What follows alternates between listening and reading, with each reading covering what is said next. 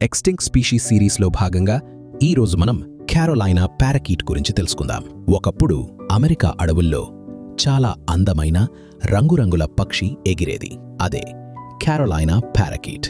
ఈ పక్షి చూడటానికి చాలా అందంగా ఉండేది. పచ్చరంగు శరీరం, పసుపు తల, నారింజ రంగు ముఖం. ఇది అమెరికాలోని ఓన్లీ నేటివ్ ప్యారెట్ స్పీషీస్. ఇవి అడవుల్లో గుంపులుగా జీవించేవి. పండ్లు, గింజలు తినేవి. చాలా సోషల్ బర్డ్స్. ఒకటి ప్రమాదంలో పడితే మిగతావి దాని దగ్గరికి వచ్చేవి. కానీ అదే బిహేవియర్ వాటి పెద్ద బలహీనత అయింది. మనుషులు ఈ పక్షులను వేటాడడం ప్రారంభించారు. ఫార్మర్స్ క్రాప్స్ కాపాడుకోవటానికి, పెట్రేడ్ కోసం, వాటి రెక్కల కోసం.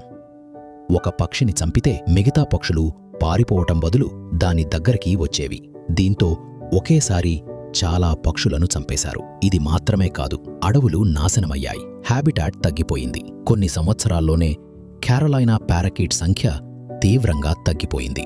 1918 చివరి క్యారోలైనా పారకీట్ ఒక జూలో చనిపోయింది. అక్కడితో అమెరికా యొక్క ఏకైక నేటివ్ ప్యారెట్ పూర్తిగా అంతరించిపోయింది. ఈ కథ మనకు ఒక విషయం చెబుతుంది. కలిసి ఉండటం కొన్ని సందర్భాల్లో ప్రమాదం కూడా అవుతుంది. అందం, స్నేహం, సమూహంగా జీవించడం, ఇవన్నీ కూడా మనిషి ముందు రక్షణ కాలేకపోయాయి. అందం కూడా బతికే హామీ కాదు. మనిషి ఆశ ముందు ప్రకృతి బలహీనంగా మారుతుంది. తర్వాతి ఎపిసోడ్లో ఇంకో ఎక్స్టింక్ట్ స్పీషీస్ కథతో కలుద్దాం.